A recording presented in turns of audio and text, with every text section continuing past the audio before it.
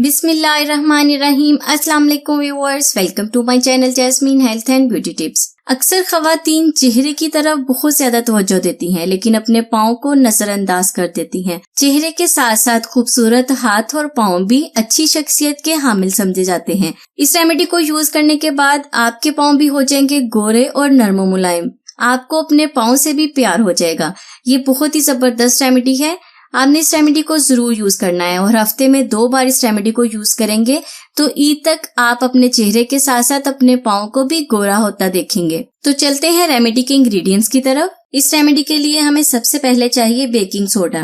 Baking soda जिसे खाने का सोडा या मीठा सोडा भी बोला जाता है। यह आपके पाँव की काली रंगत को काटेगा, मैल कुचैल को साफ करेगा।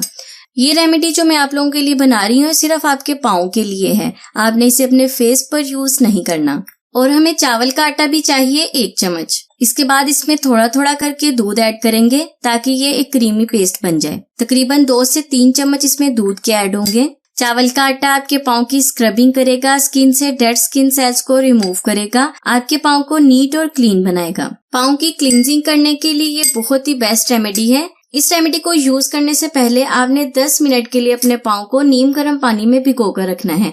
नीम गर्म पानी में भिगो कर रखने से आपके पाँव से डर्ट और मैल कुचैल है जो वो नरम हो जाएगी। आपके पाँव पर जो भी डेड स्किन होगी वो सॉफ्ट हो जाएगी। जब हम चावल के आटे से स्क्रबिंग करेंगे तो उससे आपकी सारी डेड स्किन रिमूव हो जाएगी और आपके पाँव बहुत ही खूबसूरत हो जाएंगे। 10 मिनट के लिए आपने नीम गर्म पानी में अपने पाँव को भिगो कर जरूर रखना है। उसके बाद आपने ये क्रीम अपने पाँव पर लगानी है। इस क्रीम को अपने पाँव पर लगाकर आपने 5 मिनट के लिए छोड़ देना है। उसके बाद आपने आलू का पीस लेना है, छोटा सा पीस लेना है और अपने पाँव पर अच्छी तरह से मसाज करना है इसका। थोड़ी सी ये पेस्ट मैं आपको अपने हैंड पर लगाकर दिखा देती हूँ।